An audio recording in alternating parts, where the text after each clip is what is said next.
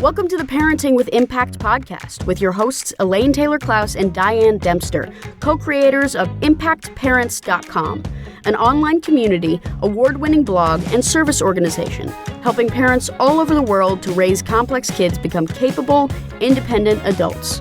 Elaine and Diane are certified coaches with personal experience raising children with challenges such as ADHD, anxiety, and more, and extensive experience in guiding parents to raise their complex kids with confidence and calm.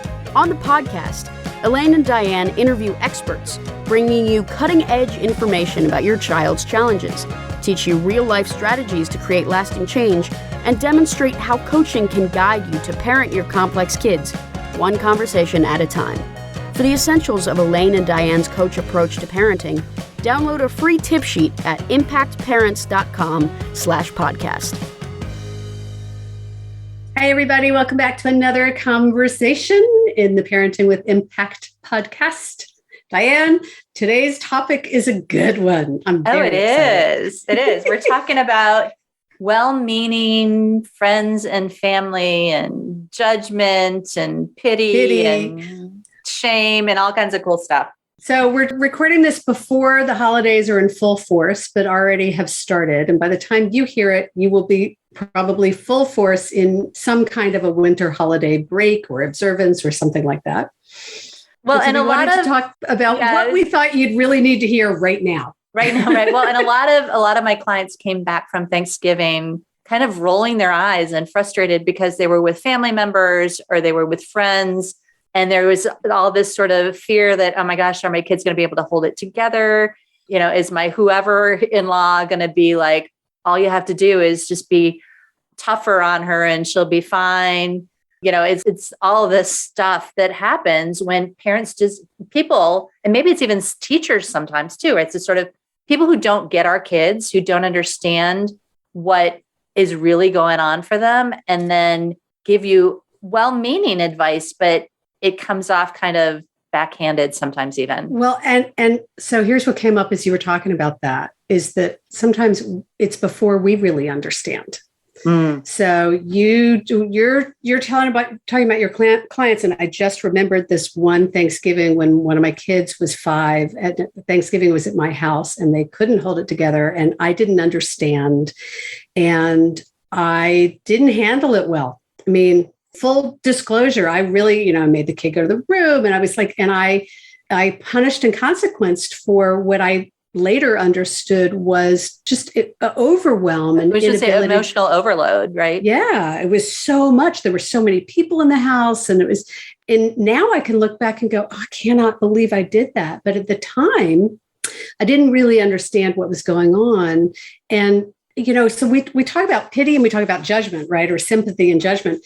Sometimes it's the judgment of others, and sometimes we're judging ourselves, right? Well, yeah, let me jump in on that because I think that what happens is that if somebody says something to you and you secretly judge yourself for the same thing, it's gonna resonate. Like, and I always tell this story. It's like if somebody were to criticize. I drive a Mazda, and if somebody were to come in and say, "Oh, Mazdas are terrible. They're the worst cars ever." Blah, blah, blah. I would be like, you love your Mazda. I love my Mazda. I'm like, you're totally this. But if somebody came in and said, oh, I'm trying to think of something that I doubt about myself. It's like, if somebody comes in and says something that you doubt about yourself, that part in the back of your brain that goes, oh, wait, maybe they're right. Right. It's super loud and it vibrates against what they say. And then the judgment is like exaggerated and our own secret judgment or even overt judgment comes in and we get hooked by it, right? We create stories. We say, oh, this is terrible. I must be a bad mom. Well, this kid is never going to succeed. And I've got to stop this now. Like what I'm thinking about was that in that moment, like I remember, and I don't know if my dad looked at me or not, but I can make up the story, right? That I was trying to prevent this explosion from happening so I didn't trigger that person's response. Yeah. Right. Well, and that's really common. It's like that sort of, that's your story. Oh my gosh, don't misbehave. We're going to get in trouble with dad, right? Even though you're an adult. Even though I'm an adult that's in my house, right? But I think a lot of us, we walk on eggshells because we know that one triggered reaction is likely to trigger a cascading effect of other trigger reactions. And so we want to keep that one first moment from exploding.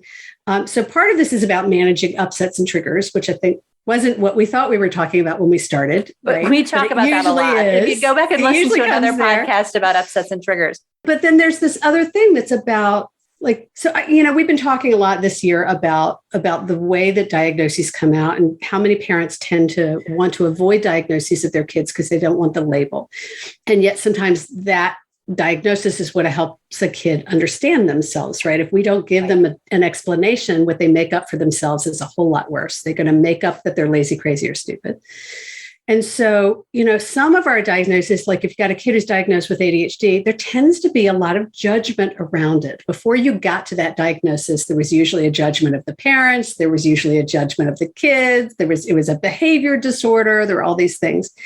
It's different when you get a diagnosis of, say, dyslexia or autism, right? Because there's a lot of concern or sympathy or understanding that tends to come with those diagnoses and a lot less judgment. Well, and this came up this week. There was an article about the increase in diagnoses for autism right now. And it is astonishing how much it has increased over the last 10 years. Because we understand it so much better. Yeah. And the thing that kind of went on in the back of my head was maybe, 5 or 10 years ago, there was a similar article about increases in ADHD. And what did the media do? The media was like, oh, it's a bunch of BS. This isn't really going on. It's a bunch of, this isn't bad real. Parents and, isn't it really overdiagnosed? And right. So there's this kind of stigma around some of these conditions more so than others, particularly if there's a behavioral impact. And I think we as parents have to not only deal with managing our own thoughts around that, but then also deal with the way that shows up in our extended families. Well, and then the other side of it is people giving advice, right? It's this sort of this, I was talking to a Why don't you client today, right? And it was exactly that. It was a 6-year-old girl with explosive emotions, power struggles constantly. And I mean, the kid is clearly overwhelmed by life, but everybody's like, you just gotta crack the whip. You gotta be tougher with her. You gotta discipline. And it's like, if you discipline the kid, I mean, I had a kid like that as well. If I tried to discipline her, she'd be like, it would escalate the situation, right? It's a sort of, I'd give her a consequence and she'd like, I'll see your consequence and raise you 3 more. It just, that was the way it worked, right? Well, there's this power struggle element to it that's underneath all of it. And on the one hand, we're adults living our own lives and parenting our own kids. But on the other hand, we're still living with the scripts and the stories that we were raised with all of the experiences that we bring to it. We're dealing with our own imposter syndrome and our own worries about how we're handling it. And I don't know when it was for you. It was definitely not until I was after 40 before I stopped listening so much to all of the outside world and started paying attention to my own inner compass. Well, and I think that it's hard not to, though, because I think that that's the thing. It's like you're out at a social event and you're sharing with your friends and you're talking about what's going on in your life. I mean, we've got complex kids. It is probably one of the biggest things, or if not the biggest thing that's going on in our life. And so we're going to want to talk about it with the people who are close to us. And they want to be helpful and give advice and thoughts, but they can only do so from their own worldview. And so they don't understand that these kids don't remember that consequences don't work the same way with these kids, that they don't remember that if they call their brother a name, they're going to get in trouble. I mean, they don't, it's like all of these things that they just don't. They don't learn from their successes and they don't learn from their failures. And that makes it really hard, right? It's just sort of, you can't threaten a consequence because they won't remember it. No. Well, and so it's funny you say that because you want to talk to your friends. And I remember getting to a point where I didn't want to talk to my friends. Mm-hmm. And there were 2 things that came up. So I'm thinking about not only having my kids and having explosions and eruptions and all that, but I had a fairly explosive husband. And then he was struggling with depression for a long time. And I really didn't want to tell anybody about that. And he didn't want me to tell anybody. So there I am isolated because my family feels like it's fallen apart and I can't talk to anybody because he doesn't want the shame that he thinks will come with it. And so I'm not getting the support I need. And so what I want to say is if you're dealing with a spouse who's struggling with issues, it's really important to get the help for yourself, some place for you to get support for you, not with someone telling you what to do. Because I had one friend who kept giving me advice, and bless her heart, she wasn't married, she didn't have kids, like I love her, and it wasn't helpful. Right. And so you really want somebody who you can feel safe to talk to about it, to just let them witness and know what you're going through. Sometimes that's half of it. Right. Well, and let's just be really clear, because you said for spouses, and some of you are parents, some of you are parents and are not getting help for yourselves as parents. And so being in a community of other parents that get it is absolutely critical as well. And what's coming up as you're saying that, because it's like, if you've got a difficult situation with a spouse, I mean, my spouse was an alcoholic, and I had all of that I dealt with for years and years and years. Yeah. And I think that people know how to feel sorry for you, have pity, like, oh, this is that must be so terrible. That must be so hard. Or they want to give you advice, or they want to, I mean, it's just like, there's not, and maybe we should give some people advice about how to handle it if you're in that situation, right? So they want to feel sorry for you, or they want to tell you what to do, right? Because they want to be helpful. And they are, and that's the thing, is that most often the people we're talking to, I gotta hope that your friends and family are people who love you and do want what's best for you. Sometimes it may not feel that way. No, it's true. For sure. I read an article once called "Bless Her Heart, She Just Doesn't Understand," about a member of the family who I really do believe was trying to be helpful and just did not understand and didn't get it. And so knowing that that's real, and that, our ability to kind of hold that and not judge that and to stay present in that is hard. Yeah, it is hard. But if we can assume their best intention, that's a first place I would look. What else would you offer? Well, I think the other piece of it is just, you can hear someone's advice and say, thank you. Thank you. Yes. For the generous offer. And then in your head go, well, yeah, that won't work, but thanks. Thanks for talking. Thanks for your advice. This is, so be great, see it as a gift from them, because that's really ultimately what most of the time it is a gift. And, figure out how to filter it and go somewhere else and get some support and some help that is really more knowledgeable and understanding of what's going on in your specific situation. So I am reminded, and I'm trying to figure out when, probably 8-10 years ago, you and I wrote something about what's the difference between therapy, coaching, and friends. Do you remember this at all? Yeah. And because, a therapist is where you're going to deal with your emotional stuff and your core wounds and your life history and all that stuff, right? You're looking backwards. You're going from a place of dysfunction to function. Right. And friends are where you go to vent, to let it out, sometimes to get advice, right? Whether it's girlfriend or boyfriend or whatever, but it's that place to just be able to just be you, be real. But oftentimes friends give each other advice, as you were saying earlier, based on their own experience. Right? Well, and they have a hidden agenda, right? It's yes, that's what I was going to say. And they have an agenda. They want for you, or they want what they think that they see as important for you. Go ahead, you say it. No, I was going to say the same thing. They want something for you. They have an agenda for you, or they see it through their lens. I was talking to somebody last night, and I was trying to be a friend, but I realized I'm like, I am only, and I said this to the person, I was like, I want to be helpful, but I can only see this situation through my lens. I can't see it through where you sit. Mm-hmm. Help me, give me some more perspective of how you see it, so that I can sit in your seat more concretely and give you thoughts based on how you see it and not how I see it, if that makes any sense. Totally. And so coaching, and this is how I've been describing it lately, coaching is allowing somebody giving you the place to have a conversation with yourself.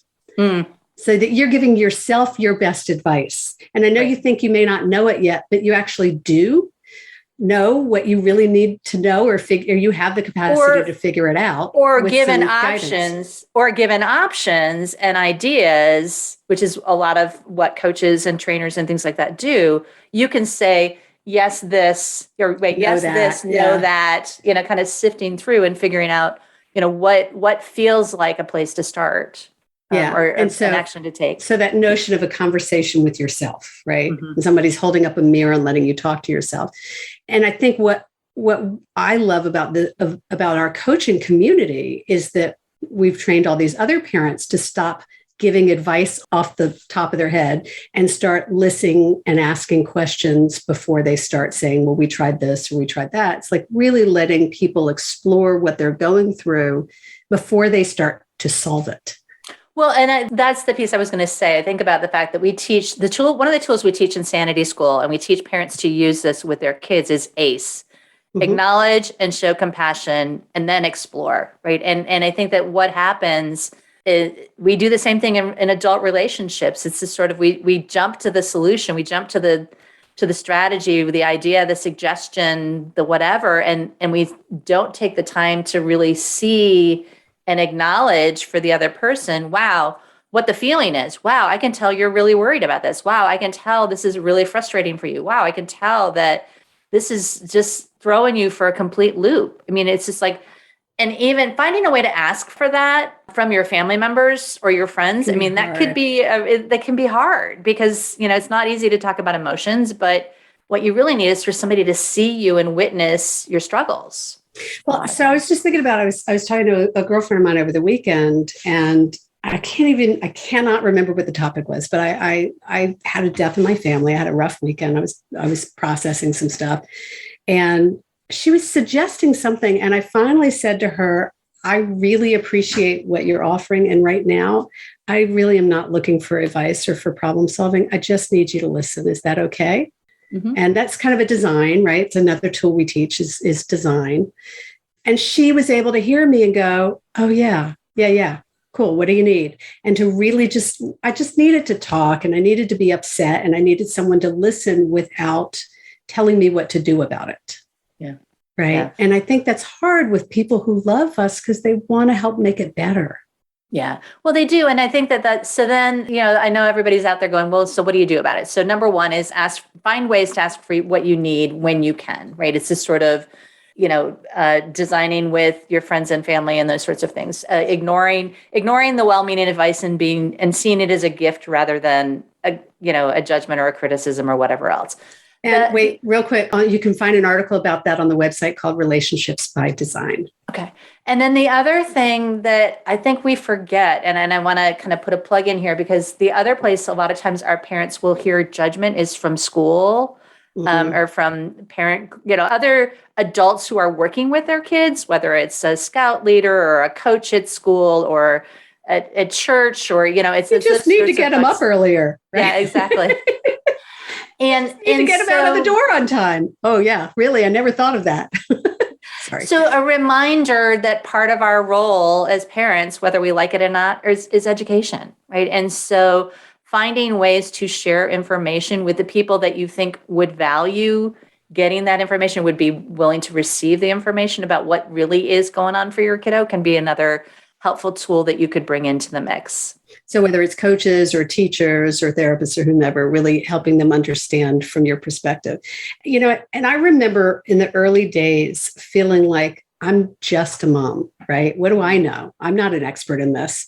Well, moms know more than anybody about their kid particularly. Right. Well, and that's what I had to come to accept and to trust, is that I knew more. But it took a long time. And so I think that's another thing I would offer to people, is to really look at, what do you trust about what you know and what your instincts are as a parent, and to give yourself permission to trust your instincts as a parent. Because very often our kids are so outside the box that we really have to flip recommended whatever on its head and meet the kid we've got, not the kid everybody else thinks we should have.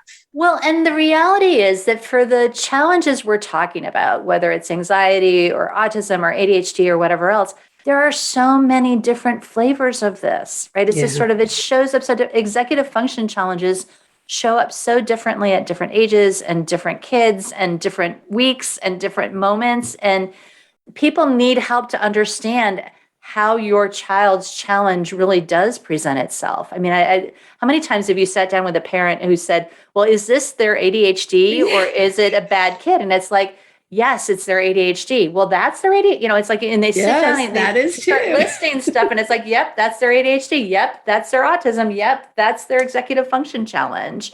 And it's all of this stuff because we're talking about executive function, which is literally what helps us to manage our life and manage our emotions. Everything we think or do or feel is impacted by our executive function, which is exactly what most of these kids are challenged with. Yeah. All right. So if we're going to wrap this up, here's what I'm hearing. Right. So if our topic is how to handle well-meaning family members and friends, right, then what I've heard is assume best intention, give them the benefit of the doubt, know that they're caring and loving, and assume that they are, even if you're not sure they are. Mm-hmm. I've heard use the ACE method. That's something you can look up on the website, ACE method, which is acknowledgement and compassion before you get to problem solving. I heard relationship design the conversations. That's another tool.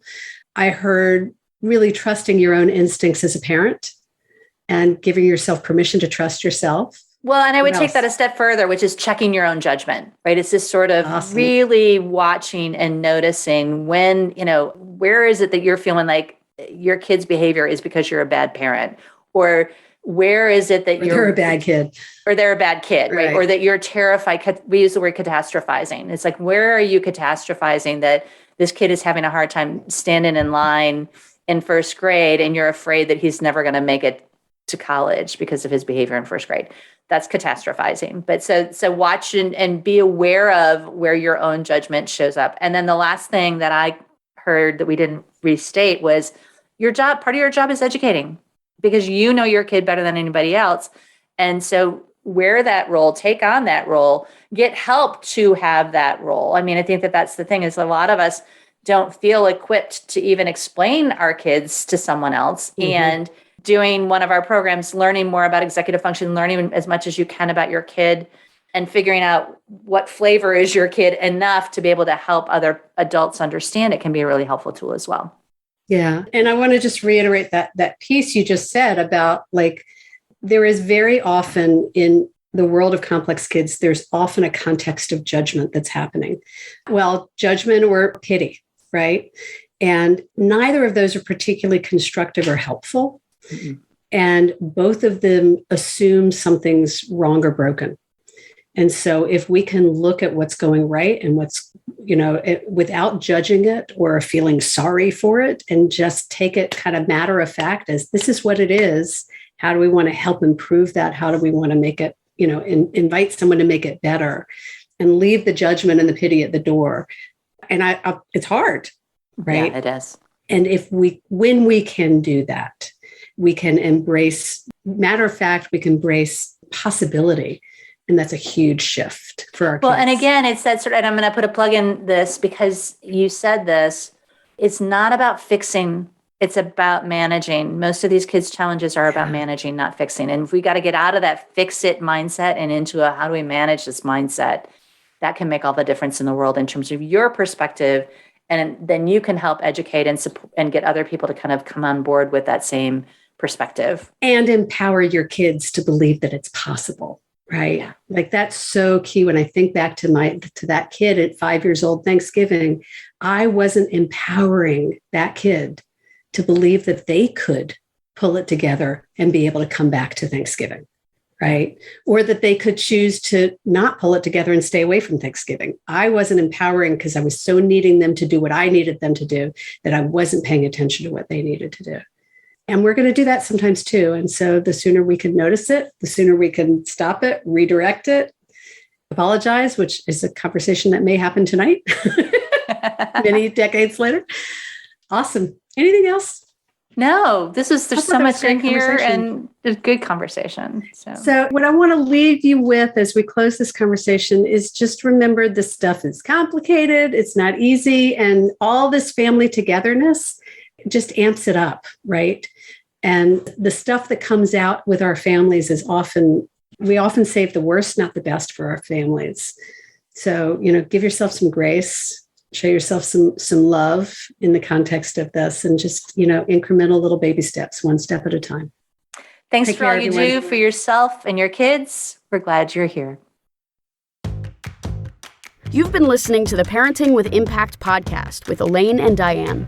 For more information on the Impact Parents community or to join Sanity School for Parents, please visit impactparents.com. If you like what you've heard, please share this podcast with friends who need similar guidance and subscribe wherever you listen to podcasts.